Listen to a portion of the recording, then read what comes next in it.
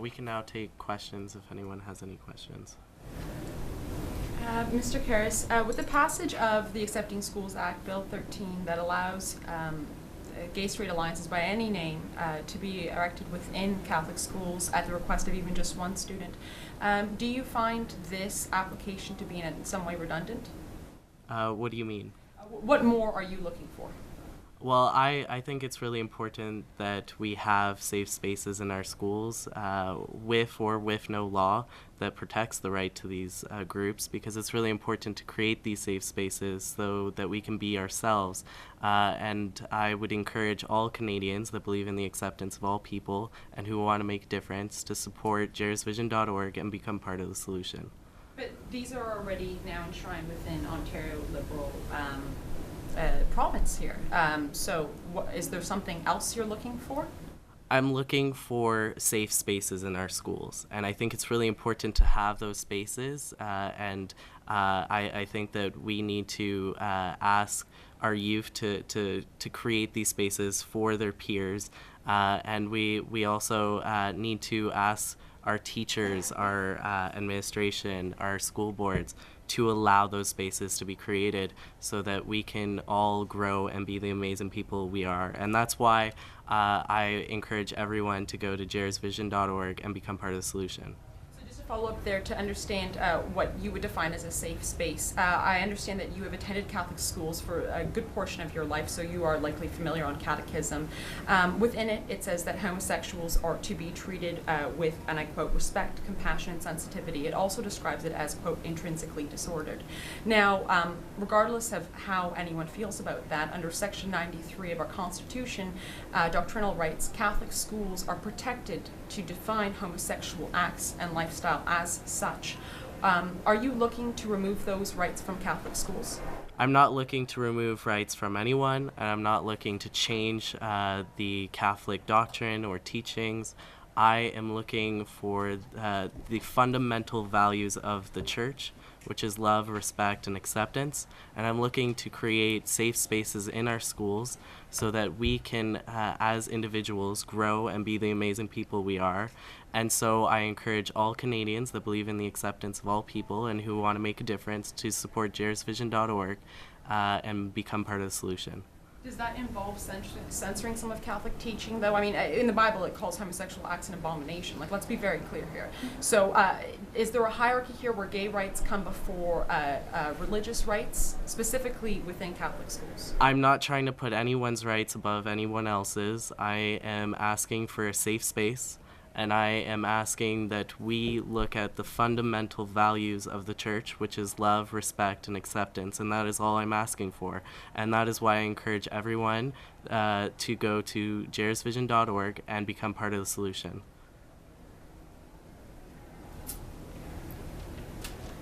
Actually, I would also like to add something to your question and his answer. In the Bible, and that is the Old Testament, it also says that all gay people should be put to death. So should we allow Catholic schools to teach that and to, basically promote hatred and teach their children, teach their students that gay people should be put to death? So you are saying that there would be some sort of censoring that is required? Yes. Okay. So within the Catholic teaching, revelation comes not only through biblical scripture, but also through the hierarchy, which involves the catechism. And as I mentioned earlier, the catechism teaches compassion and respect for homosexuals. So why not just allow the catechism to do the teaching within Catholic schools? I might add something. The reason GSAs are in place in Ontario is a law. It's called the Accepting Schools Act. Correct. I recited So that. it's in place. What Christopher and the others on the panel are asking for is simply that law be allowed to exist and be enforced, Sorry, I didn't, like any other law. okay. Sorry, I didn't catch your name. I understand that you're Mr. Karas's Yes, legal representative. Jean-Alexandre de Bousquet, I'm the counsel for Karas. So then there is then a hierarchy of rights, of gay rights being above Christian freedom of religion and expression and conscience. I would not exactly categorize it like that. Just They saying are there's a censoring that's competing rights, are not necessarily a hierarchy. However, of course, our laws do not allow us to promote hatred. And they are laws to protect gay people. Well, does that mean that these laws come before the Constitution and come before all religious rights? I do not think so. However, religious rights as a whole do not come before or after gay rights.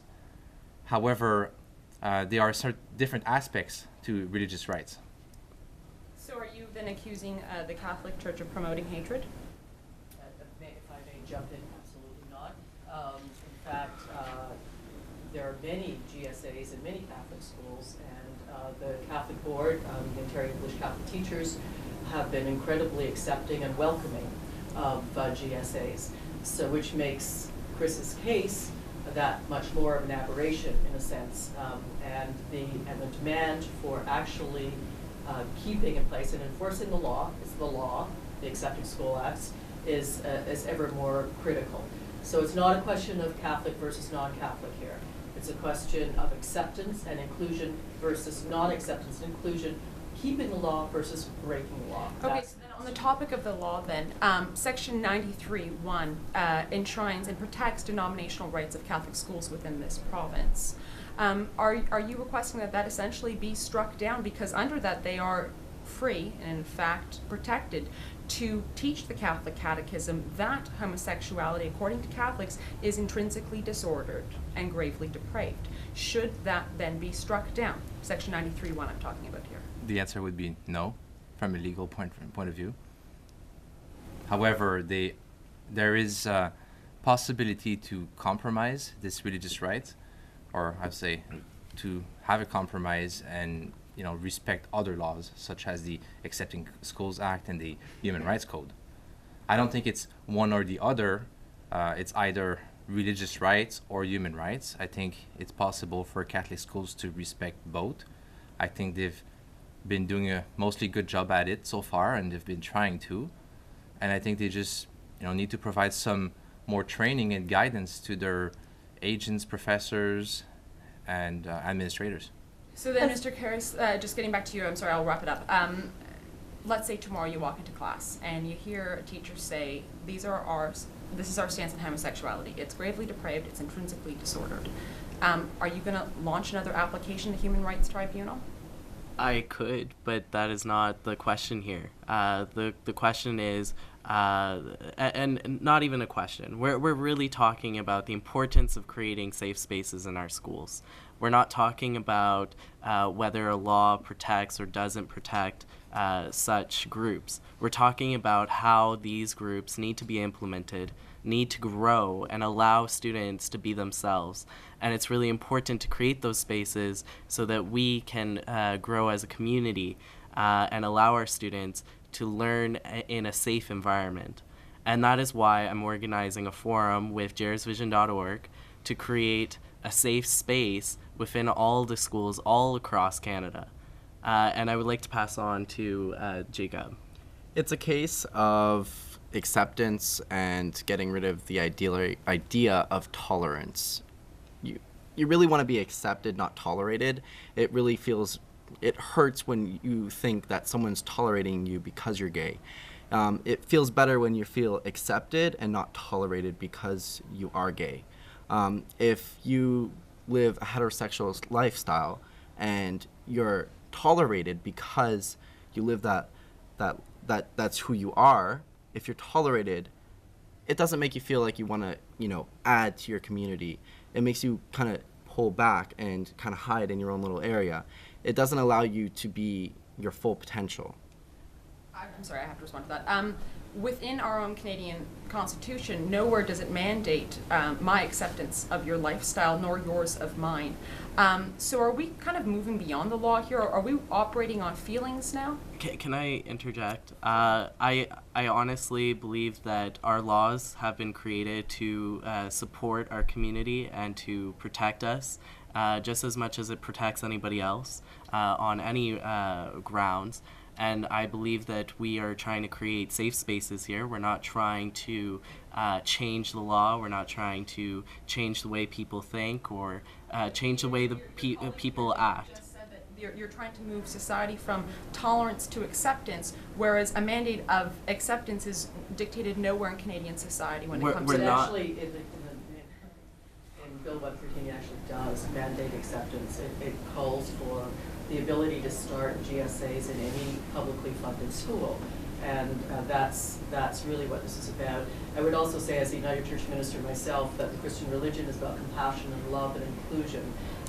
That's what it's about. And when you look at LGBT youth, you're looking at the youth with the highest rate of suicide, the highest rate of depression. So it's actually a compassionate move through Bill 113 to keep our children alive, to keep them alive.